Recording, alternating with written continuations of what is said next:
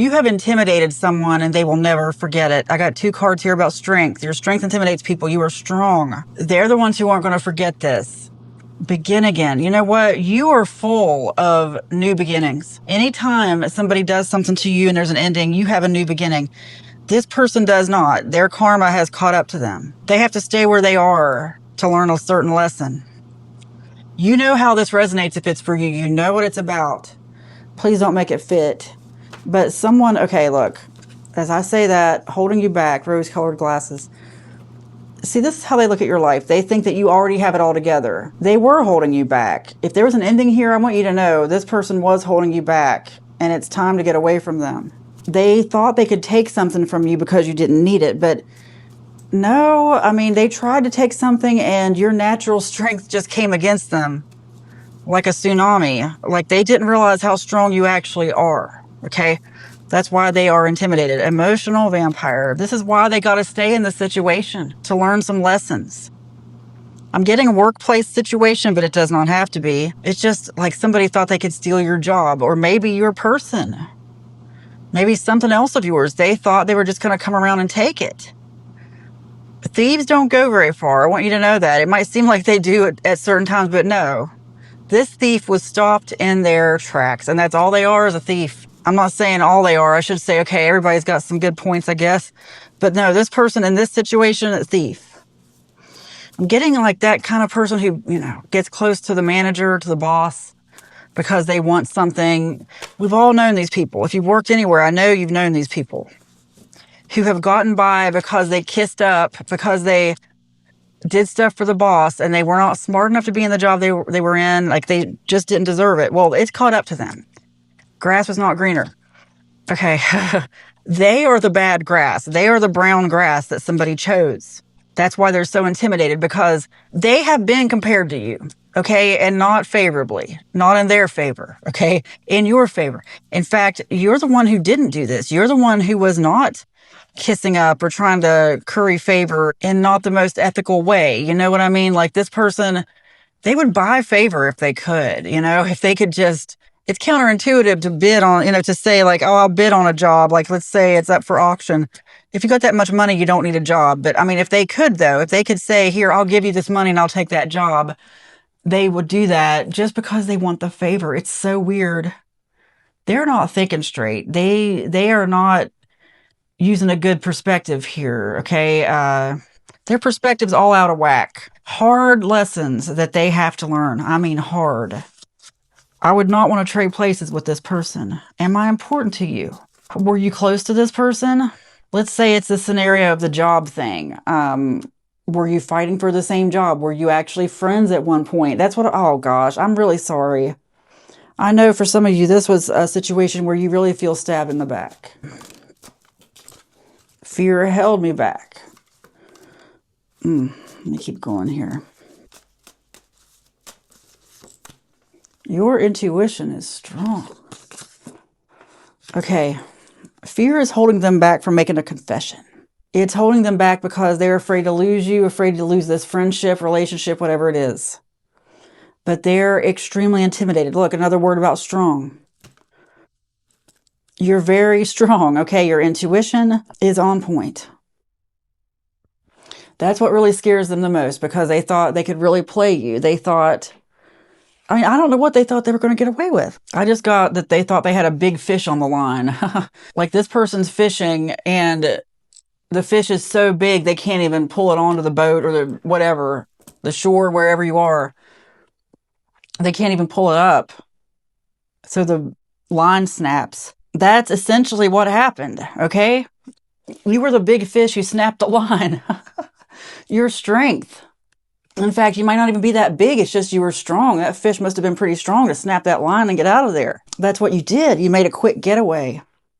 And this person is so intimidated by that. Oh, fear is holding them back in many ways, okay? What else? What else is there to know about this person? Grass was not greener. Again. Yeah, I have some duplicate cards, but they come out when they're supposed to. I feel like I'm supposed to channel this energy for a minute. Here, let me just get quiet and go with it. Everybody always looked at you as the smarter one, as the better one. They just wanted something of their own for once. They wanted to not feel like they were in your shadow. Some of them are in your family or somebody you've been compared to your whole life. Inequitable. It's not equal. They have an unfair advantage. You have an unfair advantage, they say. All they wanted was to do right by you, and it seems like they can never do anything right. They wish they hadn't done this. They're messed up, muddy. I just got muddy. Muddy shoes, muddy boots. They feel like they go through life and everybody sees them walking around with dirty clothes. That's a metaphor. They feel like it's a stink they can't get rid of. What? This person feels very bad about themselves, and they know this about themselves. Like, they know they're the type of person who does this, but they don't know what else to do because they feel like they have to. They do. They go around life like looking for people's ideas to steal. It's crazy. We live in that world where there's the originals and there's copycats, you know? But to an extent, I think the originals get their ideas from somewhere. A lot of times it's just a combination, or you don't know where your ideas come from, okay? And it's one thing to do that, to be inspired, to not even realize that maybe you were copying something, you know, that can happen. But then it's another thing to be like, I am actively looking for ideas I can steal, for jobs I can steal. Like, it's a destiny swap. Like, I'm going to ask this energy. Hold on. Do you realize it's a destiny swap? Do you know what that is? I said, yes, I've learned. That is what it is. But they didn't know there was a name for it. But they learned at a young age, all they had to do was lie and say something wasn't theirs, and they would get it anyway. Oh my gosh, really? You've had a pretty magical life then. No, I've had a hard life. That's why I keep doing this. Well, it's going to get harder if you keep doing this. You realize that, don't you? I mean, do you like going through life this way? No, but I have an unfair disadvantage. What's your unfair disadvantage? Not as smart as other people. Don't have anybody to turn to. Don't come from a good family. You know, a lot of us could say that, though. You should meet my family. Ugh. It's like not having a family, okay? With the exception of a couple people, it's like not having a family. You can't use that as an excuse. It's not an excuse. It's just the reason. You don't know what I'm going through. You don't know what I've been through. I know.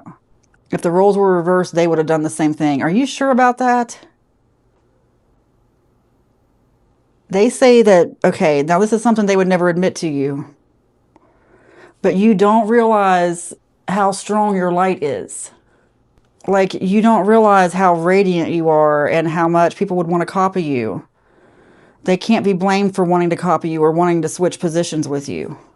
But why do you think it's your right to keep doing this? They say they just don't feel as smart as other people. They feel small compared to you. You feel outdone. What? You feel like you can't do anything right. Now, this person feels like they have no hope. If they didn't go through life trying to curry favor with people, giving people gifts for things, you know, if they didn't go through life this way, they feel like they wouldn't have anything. And they don't like being this way, but that's the only way they can survive. They say it's for survival. Do you want to continue to have some kind of relationship with the person in my collective? I wish I could, but I do know it's too late. I've already moved on, but I haven't forgotten this. It keeps coming back at me. People keep asking me about it. It's like the muddy boots. Okay, you keep going back to the muddy boots. Like you feel like it's mud, like you just... Okay, like this person feels like, as far as this situation or any other situation, because they want you to know that even though this didn't go well and it really left a mark on them, it's happened before. Over and over and over. I'm also getting a big victim playing vibe. Okay, like I really think a lot of this person's issues could be solved by them not feeling sorry for themselves. Because you got to get past that. You can't keep looking back at your past trauma. Look, okay. What I was going to say is this person feels like they cannot get this mud, this stench off of them. It's like they rolled around in a pig pen, okay? You ever seen a pig pen? They rolled around in a pig pen and they can't get that smell off of them. Like, They can't even wash their clothes. They feel like they walk around through life and everybody sees that they've rolled in the pig pen. Okay? I know this is weird, but it's like just a bunch of mud they feel like they can't shake. Look, I think you can if you stop focusing on the past, because I used to do that too. A lot of us do. Look, you have to stop focusing on all those things that happened to you that weren't fair. Okay? I mean, I could go down the list too of things that have happened to me. And I used to be the same way. I used to almost, well, yeah, I mean, I felt held back by this because you can't shake the memories, especially if you have PTSD. Okay, you have PTSD. Okay. A lot of us do. A lot of us have been through trauma, but we don't have to keep reliving it. Like, even as I go throughout the day, I'll get these reminders and I just have to, like, constantly remind myself, don't look at that, look at this. It's like playing a game where you just stop thinking about that stuff, because you can replace your thoughts. Think of it, I hate to say this because it sounds very religious, Pentecostal-like, but you could think of them as demons, like that negative energy that comes at you because your thoughts come from somewhere. Your thoughts come from out here in the air, the ether. People that try to cast spell work at you, look, it's going to work if you aren't protected. You just need to protect yourself, ground yourself. Even if it's just saying, I am protected, I am safe, and imagining a bubble of protection around you. You can do that. But I feel like somebody's sending negative energy at you. I feel like it is your karma, because you've done this a lot unapologetically. Like, you've done it as though it's your job, as though it's your right. Okay, that's what it seems like. And you can stop it. Yes, you can. You have to protect yourself from this energy, because what you have to do is really focus on the things you can control, not the things you can't. And I know it's hard if you've never done it before. Focus on the good things in your life. Look, I know I deal with it every day myself. I think a lot of us do. But you can do it. You can replace your thoughts. You have to just stop giving into that, because as soon as you have that one thought, like, one thing will trigger you, then it's another, it's another, it's another. And it's like a snowball effect.